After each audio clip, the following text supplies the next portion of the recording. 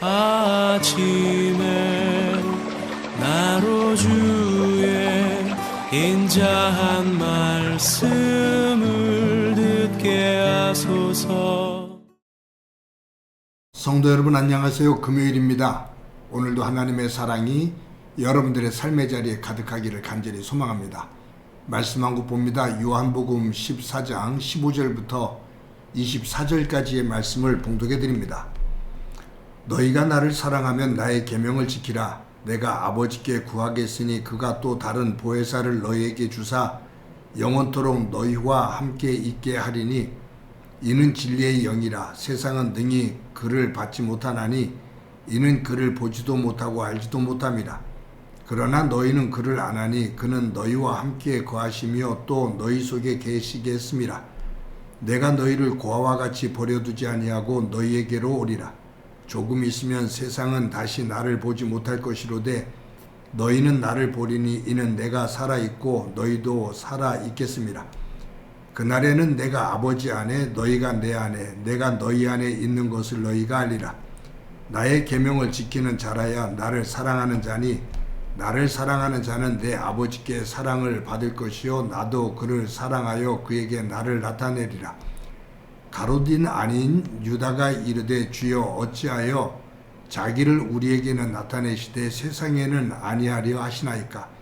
예수께서 대답하여 이르시되 사람이 나를 사랑하면 내 말을 지키리니 내 아버지께서 그를 사랑하실 것이요 우리가 그에게 가서 거처를 그와 함께 하리라. 나를 사랑하지 아니하는 자는 내 말을 지키지 아니하나니 너희가 듣는 말은 내 말이 아니요 나를 보내신 아버지의 말씀이니라. 아멘. 저희 교회 가까이에 신천지가 있습니다. 신천지 교주가 이만희라는 사람이죠. 그는 자신을 보혜사, 성령이라고 그렇게 칭합니다. 어떨 때는 아니라고 말하지만 은연중에 사람들에게 자신이 보혜사, 성령이라고 말하면서 곧 재림한 예수로 그렇게 말을 합니다. 얼마나 교묘하게 말을 하는지 사람들이 거기에 현혹이 되죠. 또 교인들을 14만 4천 명, 계시록에 나오는 14만 4천 명이 구원을 받고 14만 4천 명이 차면 온 세상이 변하면서 그 14만 4천 명이 지배하게 되는데 그 숫자에 들어야 된다고 성도들 간에 경쟁을 시킵니다. 14만 4천 명이 차야 된다고 말하면서 또 그 숫자가 차자 영적으로 14만 4천 명이 안 됐다고 말을 하면서 경쟁을 시키죠. 하나님의 나라 그리고 하나님의 성품을 아주 천박하게 만드는 사람이고 사람들입니다. 종말론을 이야기하면서 그 교주들과 그 교회 중심에 있는 사람들은 사람들에게 두려움을 줍니다. 그리고 무언가를 하나님을 위해 헌신을 해야 구원을 받는다고 말을 하면서 많은 사람들에게 헌금을 강요하죠. 종말론에 대해 이야기를 들으면서 사람들이 헌금을 하면 그 교주와 사람들은 그 중심에 있는 사람들은 그것을 가지고 이 땅에 많은 건물과 부동산을 사들입니다. 하나님의 교회라는 교파도 이단인데 종말에 대한 이야기를 하면서 그들은 그 헌금을 가지고 수백 개의 건물과 부동산을 삽니다. 뭔가 모순이죠. 하나님의 나라가 곧 임박하다고 말하면서 헌금을 강요하면서 그 헌금을 가지고 자신들은 이 땅에 많은 건물을 삽니다. 많은 부동산을 사들입니다. 종말을 대비하는 모습이 아니죠. 거짓이죠. 앞과 뒤가 다른 겁니다. 예수님은 당신이 하나님 아버지께로 올라가면 보혜사 성령님을 우리에게 보내주시겠다라고 말씀하셨습니다. 보혜사. 특이한 번역이죠. 근데 이 보혜사라는 한자어인데 보는 지킬 보자입니다. 해자는 은혜 해자입니다. 사자는 스승사자입니다. 즉 성령의 역할, 성령의 역할을 말하는 거예요. 보혜사를 보내주신다. 보혜사 성령을 보내주신다. 이 성령이 하시는 일, 그것은 이 악한 세상에서 하나님의 백성들을 지켜주신다. 하나님의 은혜 가운데 거하도록 인도해 주신다. 은혜를 베풀어 주신다. 그리고 하나님의 말씀을 깨달을 수 있도록 가르쳐 주신다. 이 세상을 하나님의 백성답게 살 수 있도록 순간순간 깨달음을 주신다. 즉 우리를 지키시고 우리에게 은혜를 주시며 또 우리를 하나님의 말씀으로 하나님의 나라로 가르쳐 주시는 분, 그분이 보혜사다 그 말이에요. 이것이 이제 헬라어로 보면 파라클레토스라는 단어인데 곁으로 부른다. 우리를 돕기 위해 돕는 이로 곁에 부른다. 함께하는 이죠. 임마누엘 하나님입니다.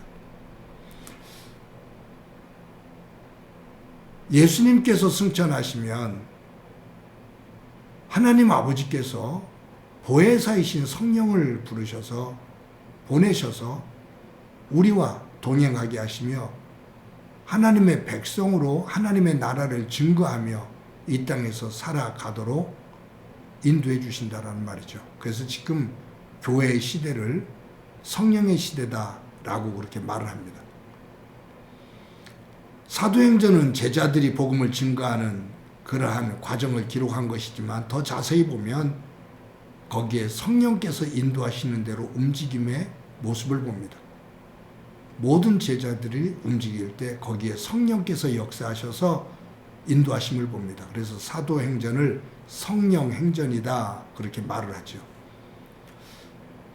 성령과 함께하는 사람을 우리는 성령 충만한 사람이다 라고 말을 해요. 그러면 이 성령 충만의 상태가 어떤 상태일까? 그것은 하나님의 마음을 하나님과 함께 품는 겁니다. 그래서 예수님께서 20절에 이처럼 말씀하셔요.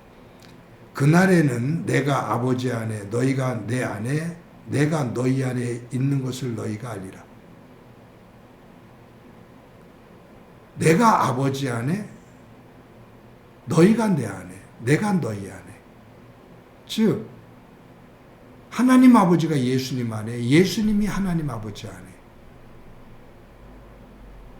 우리가 예수님 안에, 예수님께서 내 안에 하나가 되는 거예요. 한 마음이 되는 거예요.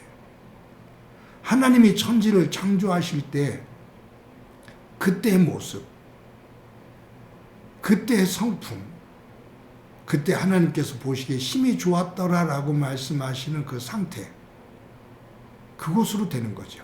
그래서 성령 충만하다라는 것은 하나님의 마음, 하나님의 성품, 하나님의 생각으로 가득 찬 거예요. 하나님과 하나가 되는 거죠. 하나님께서 원하시는 것을 나도 원하고 하나님께서 하시고자 하시는 것을 나도 하고 하나님께서 바라보시는 곳을 나도 바라보는 거예요. 성령 충만하다 하면서 하나님께서 원하시는 것을 내가 원하는 곳으로 가고 하나님께서 하고자 하시는 일을 나는 부담스러워서 멀어지고 하나님께서 바라보시는 곳을 힘겹다고 나는 다른 곳을 보고 그것은 성령 충만이 될 수가 없지요. 우리는 성령 충만 그럴 때 하나님과의 인격적인 이 관계라고 생각을 안 해요. 그 성령을 통해서 나타나는 현상을 중심으로 해요. 기능 관계예요. 사실은 이 기능 관계는 인격적인 관계를 맺고 그 속에서 나타나는 부분적인 겁니다. 그런데 우리가 신앙생활하면서 성령 충만하다고 말하는 사람 속에서 하나님의 성품을 볼 수가 없을 때가 참 많아요. 더 독선적이고 폐쇄적이고, 그러면서 나타나는 어떤 현상, 기능, 이것만을 가지고 성령이 충만하다라고 얘기를 하죠. 모세가 애굽에서 나올 때 애굽에 있는 술사들도 모세를 통해서 하나님께서 행했던 여러 가지 기적들을 그들도 행했습니다. 요한계시록에 보면 사탄이 하늘에서부터 불을 내리게 합니다. 그 기능만 보면 기적이죠. 그것을 우리는 하나님이라고만 생각을 해요. 아니에요. 그렇지 않아요. 악한 세력들이 가지고 있는 능력이 굉장히 커요. 사람들을 현혹시킬 만큼, 사람을 두려워 떨게 할 만큼 그 능력을 가지고 있어요. 하나님을 대적할 만큼. 근데 그 성품과 마음은 하나님과 정반대예요. 어떤 기능적인 것보다 성령 안에서 더 소중히 여겨야 될 것은 인격적인 관계입니다. 하나님의 마음, 하나님의 성품을 닮아가는 것. 사랑하는 성도 여러분, 저와 여러분이 이 말씀을 대할 때 오늘 여기 22절에 보면 가롯인 아닌 유다가 이르되 주여 어찌하여 자기를 우리에게는 나타내시고 세상에는 아니하려 하시나이까. 여기 가롯인 아닌 유다, 그러니까 가룟 유다가 아닌 유다라는 얘기예요. 예수님의 제자죠. 성경에 보면 야고보의 아들 유다로 나오죠. 주님, 어떻게 주님은 세상에는 드러내지 우리에게는 드러내고 우리에게는 하나님의 아들이라는 것을 드러내는데 세상에는 드러내질 않습니까? 이 말은 다시 말하면 우리에게는 이처럼 놀라운 말씀을 가르치고 많은 기적들을 보여주시는데 왜 세상에 나가서 이 놀라운 일들을 통해서 세상의 주인이 되려고는 하지 않으십니까? 그 말이에요. 지금 이 유다와 모든 제자들이 바라는 게 그거죠. 예수님께서 예루살렘 성을 뒤집어 엎고 왕이 되는 것을 원하는 거예요. 세상의 왕이 되는 것을 원하는 거예요. 하나님의 마음과 다른 거죠. 예수님과 가까이 있다고 그 위치적인 거리, 이것으로 인해 그 직위, 그것이 아닌 하나님과 어떤 마음으로 하나가 되어져 있는지, 그것을 우리가 볼 수 있을 때 주님이 품은 마음, 주님이 가지고 계신 성품을 우리가 함께 나누며 그리스도의 형상을, 그리스도의 향기를 드러내는 삶이 됩니다. 오늘도 저와 여러분이 주님이 내 안에, 내가 주님 안에 거하면서 하나님의 영으로 충만한 그 복된 날이 되어지기를 간절히 소망합니다. 한번 기도합니다. 하나님 감사합니다. 오늘도 귀한 날 주신 것 감사합니다. 예수님께서 제자들에게 주신 말씀처럼 예수님이 하나님 아버지 안에, 하나님 아버지께서 예수님 안에,